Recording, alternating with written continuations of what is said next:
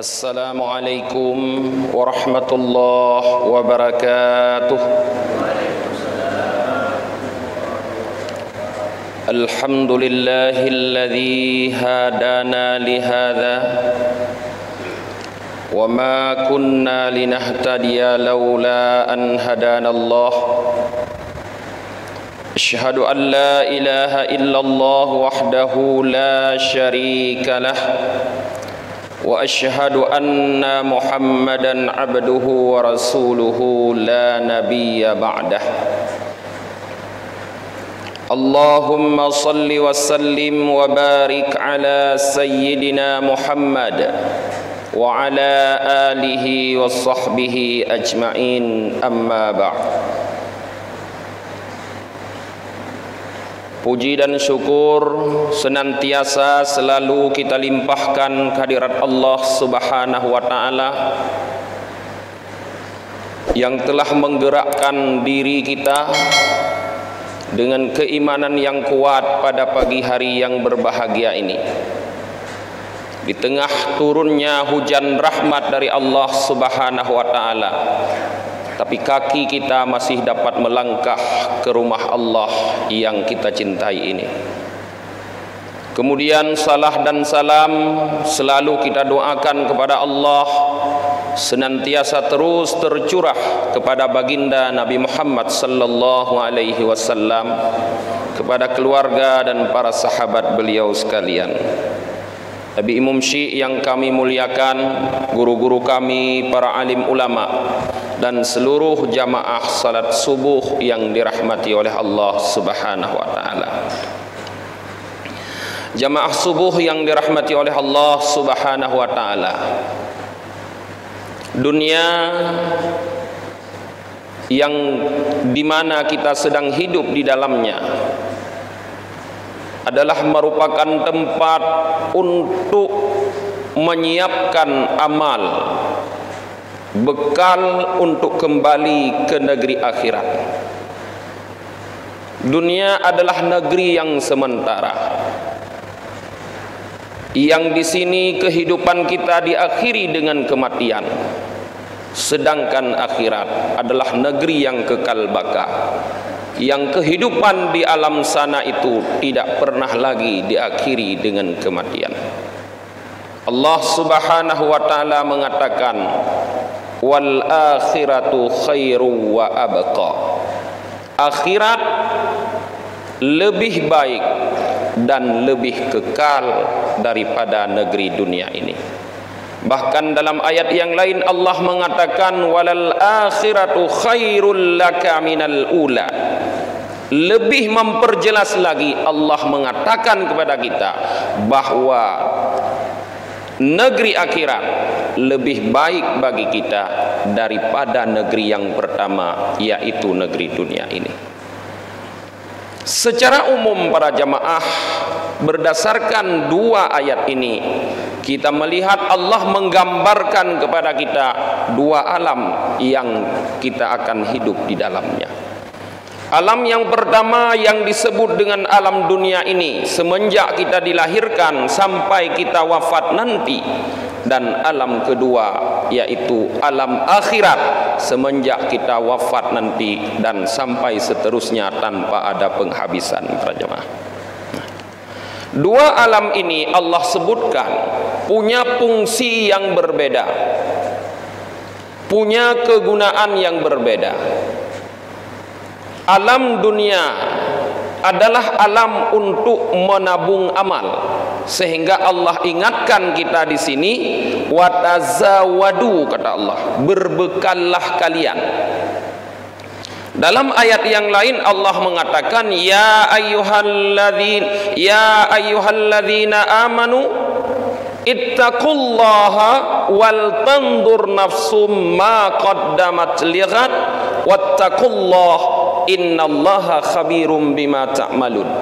Hai orang-orang yang beriman, kata Allah, takutlah kamu kepada Allah, dan hendaknya setiap jiwa memikirkan, memperhatikan ma qaddamat lighad, apa yang telah dia lakukan untuk hari esok.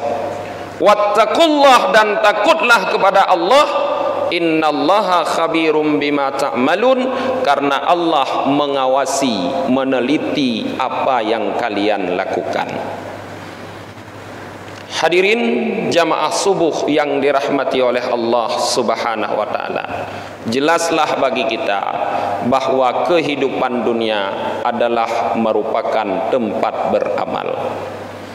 Yang menjadi pertanyaannya para jamaah, apakah amal yang kita lakukan di dunia akan segera mendapatkan balasan di dunia ini seperti orang yang berdagang? Karena orang yang berdagang hari ini dia menjual barang, hari ini dia dapat memperoleh keuntungan. Ternyata tidak para jamaah. Beramal di dunia tidak langsung mendapatkan balasan di dunia. Ternyata amal yang kita lakukan di dunia adalah seperti orang yang bercocok tanam.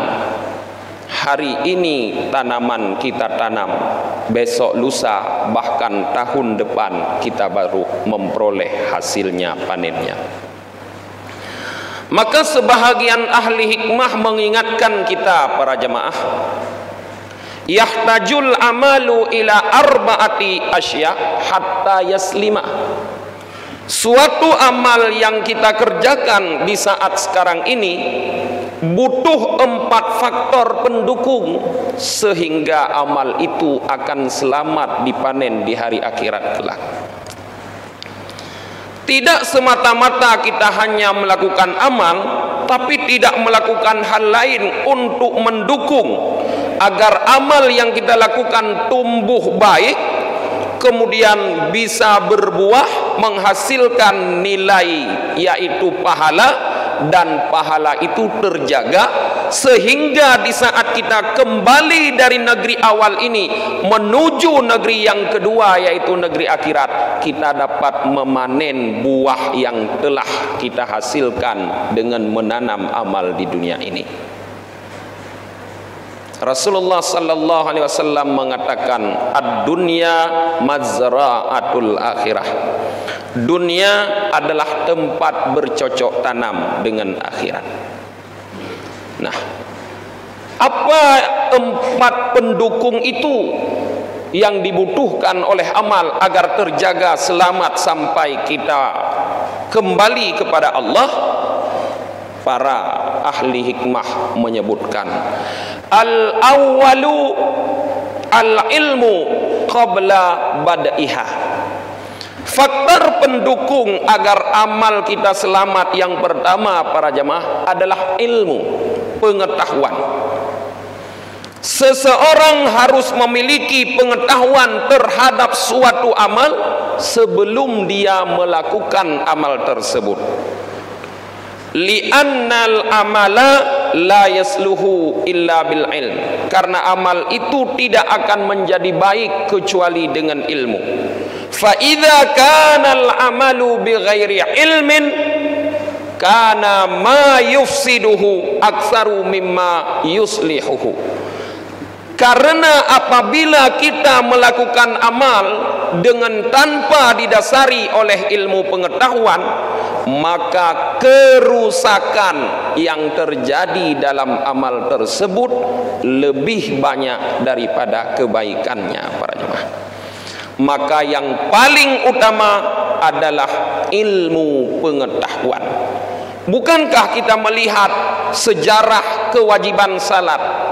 Rasulullah sallallahu alaihi wasallam turun dari langit, dari mi'rajnya ke dunia dengan membawa kewajiban salat di waktu pagi subuh. Tapi subuh itu beliau belum melakukan salat. Duhur baru beliau melakukan salat. Kenapa beliau tidak memulai dengan salat subuh? Alasan yang utama karena beliau belum punya pengetahuan tentang salat, belum ada ilmu bagaimana melakukan salat. Nah, hari ini para jemaah kita beramal melakukan salat. Sudahkah cukup ilmu kita tentang salat? Sudahkah benar kita mengetahui bagaimana proses salatnya Rasulullah sehingga kita salat hari ini benar-benar seperti yang disebutkan oleh Rasulullah, sallu kama raaitumuni usalli, salatlah kalian sebagaimana kalian lihat aku salat. Jadi para jemaah, semua amal yang kita lakukan hari ini, kebaikannya sangat tergantung dengan ilmu yang kita miliki. Maka di tengah semangat beramal seperti ini para jemaah, di tengah hujan yang deras seperti ini, kita hadir ke masjid untuk beramal, maka semangat untuk menuntut ilmu terhadap amal itu tidak boleh kurang daripada semangat beramal. Paling kurang harus seimbang. Tuntutlah ilmu pengetahuan sambil kita beramal kepada Allah Subhanahu wa taala. Ini faktor yang pertama para jemaah. Kedua, yang dibutuhkan oleh amal adalah an-niyatu fi mabda'iha. Niat di permulaan melakukan amal. Bukankah kita mengetahui bahwa banyak sekali amal-amal yang disyaratkan niat pada awal melakukannya? Di antaranya ibadah salat yang kita lakukan disyaratkan harus ada niat. Tidak akan sah ibadah salat ini kalau tidak tepat niat kita. Maka baik dan tidaknya satu amal sangat tergantung dari niat kita. Adanya atau tidak adanya nilai dari satu amal sangat tergantung dengan niat kita. Innamal a'malu binniyat wa innama likulli imri'in ma nawa, dalam hadis yang diriwayatkan oleh Umar. Semua amal, kata Rasulullah, itu diukur sesuai dengan niat, dan setiap orang memperoleh balasan sesuai dengan niat. Maka amal yang baik bisa berubah menjadi jahat, bisa bernilai tidak baik apabila niatnya tidak baik. Amal yang nampaknya biasa saja bisa memperoleh nilai yang sangat baik dari Allah karena niatnya baik. Kam min amalin, kata Rasulullah, yatasawwaru bi surati a'malid dunya fatasiru a'malil akhirah bi husnin niyah. Banyak amal-amal yang bentuknya seperti amal dunia tapi berubah menjadi amal akhirat karena niat yang baik. Wa kam min a'malin yatasawwaru bi surati a'malil akhirah fatasiru a'malid dunya bisu'in niyah. Begitu juga banyak sekali amal-amal yang berbentuk amal akhirah, amal ibadah, tetapi berubah menjadi amal dunia karena niat yang tidak baik para jemaah. Maka jangan pernah lupa niat dalam setiap ibadah. Duduk kita di masjid hari ini para jemaah bisa bernilai berbeda di sisi Allah walaupun sama-sama duduk di masjid karena niat yang berbeda. Ada sebahagian besar kita duduk dalam masjid dengan niat iktikaf, maka duduknya ini yang seperti amal dunia ini berubah menjadi amal akhirat, dicatat sebagai ibadah oleh Allah Subhanahu wa taala. Tapi ada mungkin sebahagian kecil kita yang lupa, tidak memasang niat iktikaf di saat duduk dalam masjid, maka duduknya dia dalam masjid yang bentuknya seperti amal akhirat ini tidak dapat nilai apa-apa di sisi Allah Subhanahu wa taala. Jadi jelas amal sangat membutuhkan kepada niat para jemaah. Kemudian yang ketiga yang dibutuhkan oleh amal adalah as-sabru fi wastiha. Sabar di dalam melakukan amal. Hatta yu'addiha ala sukun wa tuma'ninah. Sehingga apabila seseorang mampu melakukan amal dengan sabar, maka amal itu akan dikerjakannya dengan ketenangan dan kekhusyukan. Salat yang kita kerjakan tadi, apabila kita kerjakan dengan sabar, maka salat itu akan penuh dengan kekhusyukan dan ketenangan. Kekhusyukan dan ketenangan adalah faktor yang sangat penting dalam salat. Seseorang yang mengerjakan salat dengan tergesa-gesa, dengan tidak ada kesabaran, maka dia tidak akan mampu mengendalikan hati dan anggotanya. Anggotanya akan bergerak ke sana ke sini dengan gerakan yang banyak. Menurut mazhab Syafi'i, gerakan yang banyak berturut-turut membatalkan salat. Hatinya juga akan bergerak dengan gerakan kemana saja. Dia berdiri di dalam masjid ini, tapi hatinya telah mengembara keluar masjid, karena dia tidak sabar dalam melakukan salat, sehingga tidak mampu mengendalikan dirinya.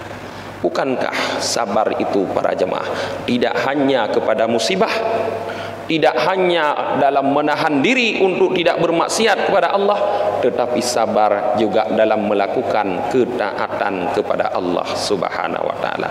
Maka Allah hanya akan memberikan nilai pahala yang sempurna kepada orang-orang yang sabar. Yuwaffas sabirun, disempurnakan oleh Allah nilai pahala hanya kepada orang-orang yang sabar. Maka setiap melakukan ibadah harus ada kesabaran. Yang terakhir, yang keempat, yang dibutuhkan oleh amal agar amal kita selamat para jemaah adalah al-ikhlasu ba'da firaghiha. Ikhlas setelah melakukan amal. Nah, apabila amal yang kita lakukan sudah berdasarkan pengetahuan yang baik tadi, dengan niat yang baik dan dengan kesabaran, maka untuk sempurnanya nilai ibadah tersebut dan dijamin selamat, maka yang terakhir yang harus kita lakukan adalah ikhlas. Ikhlas ini para jamaah bagaikan pestisida kalau kita menanam tanaman. Seandainya hari ini para jamaah di depan rumah kita tanam tanaman sayur atau tanaman besar, maka selain kita memberi pupuk kepada tanaman tersebut, lalu kita memberikan air yang cukup dengan setiap hari kita lakukan penyiraman, maka tidak kalah penting adalah menjaga tanaman itu dengan memberikan pestisida agar tidak dihinggapi oleh hama-hama. Maka amal ibadah kita yang seperti tanaman itu banyak sekali diserang oleh hama para jemaah. Banyak hama-hama yang akan datang menggerogoti nilai ibadah kita. Maka jangan heran para jamaah, banyak orang yang beribadah sekarang ini di dunia, tapi dia akan kembali kepada Allah nanti tidak mendapatkan balasan apa-apa di hadapan Allah Subhanahu wa taala. Bahkan dia ditipu oleh Allah Subhanahu wa taala. Dalam satu hadis Rasulullah sallallahu alaihi wasallam bersabda, akhwafu min ma yukhafu alaikum asyirkul asghar. Di antara yang paling aku takutkan terhadap kalian, kata Rasulullah, adalah syirik kecil. Para sahabat di saat itu belum paham betul para jamaah apa itu syirik kecil, sehingga bertanya kepada Rasulullah, "Ya Rasulullah, wa masyirkul asghar?" Wahai Rasulullah, apa itu syirik kecil? Rasulullah mengatakan ar-riya. Syirik kecil itu adalah riya. Yujazi, Allah akan membalas orang-orang yang beramal dengan riya di dunia ini nanti hari kiamat, kata Rasulullah, bi jazail khida', dengan balasan tipuan. Mereka akan dipanggil oleh Allah nanti di akhirat. Wahai kalian yang beramal dengan amal riya di dunia ini, pergilah kalian kepada orang yang kalian dulu beramal menampakkan kepada mereka, carilah pada mereka balasan. Apakah kalian mendapatkan balasan dari mereka? Allah melepaskan dirinya, tidak mau memberikan pahala kepada orang yang beramal dengan ria di dunia ini. Artinya para jemaah, ria adalah hama yang menyerang tanaman sehingga tanaman kita akan mati sebelum berbuah. Amal kita akan mati sebelum mendapatkan pahala dari Allah kalau amal kita tidak bisa kita pelihara dari hama ria. Bagaimana memelihara amal dari hama ria? Yaitu dengan memberikan pestisida berupa ikhlas. Apa itu ikhlas? Ikhlas itu adalah beramal hanya untuk mencari ridha Allah Subhanahu wa ta'ala. Apapun kegiatan yang kita lakukan di dunia ini para jemaah, niat tujuan pertama dan jangan berubah sampai kapanpun adalah hanya untuk mencari ridha Allah Subhanahu wa ta'ala. Di samping itu, kalau Allah berkehendak kita mendapatkan yang lain, kita terima, tapi bukan itu harapan utama kita. Itulah yang disebut dengan ikhlas. Sifat ikhlas inilah yang dapat membasmi semua hama yang menggerogoti nilai amal kita. Selain ria tadi para jamaah, hama yang menggerogoti amal kita yang dominan, yang sering terjadi juga sum'ah. Apa itu sum'ah? Sum'ah itu adalah memperdengarkan kepada orang lain amal yang kita lakukan, sehingga orang yang beramal dengan sum'ah bisa kita lihat, maka dia setelah beramal dia akan keluar dari tempat dia beramal, kemudian dia bercerita kepada orang lain. Dia senang apabila amalnya didengar, diketahui oleh orang lain. Maka apabila ini terjadi pada kita para jemaah, kita harus tahu, harus paham bahwa amal kita telah digerogoti oleh hama yang bernama sum'ah. Kemudian hama yang biasa menggerogoti amal selain ria dan sum'ah, satu lagi yaitu ujub. Ujub itu adalah merasa bangga, merasa hebat dengan amal yang kita lakukan. Banyak di antara kita orang-orang yang beramal tapi dalam hatinya merasa dia lebih hebat daripada orang lain karena dia mampu beramal, sedangkan orang lain tidak. Bukan syukur yang dia rasakan dalam hatinya, Allah memberikan dia kemampuan beramal, orang lain tidak, tapi malah kesombongan yang tumbuh. Orang lain tidak beramal, saya bisa beramal. Ini yang tumbuh dalam hati. Di saat rasa seperti ini tumbuh dalam hati kita para jamaah, maka harus kita pahami bahwa kita, amal yang kita tanam telah digerogoti oleh hama yang dapat menghambat tumbuhnya buah dari tanaman tersebut. Maka kendalikan hama-hama itu semua dengan satu pestisida yang sangat tepat, yaitu ikhlas. Apabila 4 hal ini para jamaah, ilmu kita miliki sebelum beramal, memulai beramal dengan niat yang baik, kemudian beramal dengan pengendalian diri yang disebut dengan sabar, kemudian kita ikhlas setelah beramal, maka para ahli hikmah mengatakan pasti amal yang kita lakukan di dunia ini akan kita dapatkan nilainya di akhirat kelak, di saat kita kembali kepada Allah Subhanahu wa ta'ala. Semua kita para jamaah menginginkan amal yang kita lakukan hari ini mendapatkan balasan di akhirat kelak, karena sangat rugi apabila kita termasuk orang-orang yang ditipu oleh Allah nanti di akhirat, dimintakan oleh Allah mencari balasan di tempat lain, sedangkan Allah tidak mau memberikan balasan kepada kita, karena pasti tidak ada seorang pun di akhirat kelak yang mampu memberikan balasan kecuali Allah Subhanahu wa taala. Allah mengatakan, yukhadi'una Allah walladzina amanu wa huwa khadi'uhum.